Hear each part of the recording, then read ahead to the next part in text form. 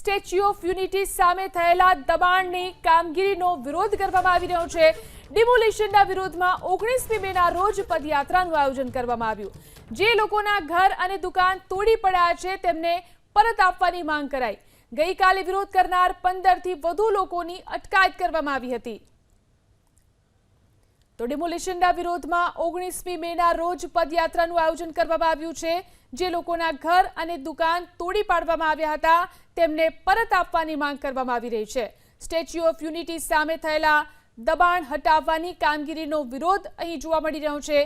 ગઈકાલે વિરોધ કરનાર 15થી વધુ લોકોની અટકાયત પણ કરવામાં આવી હતી। સ્ટેચ્યુ ઓફ યુનિટી સામે થયેલા દબાણની કામગીરીનો વિરોધ કરવામાં આવી રહ્યો છે।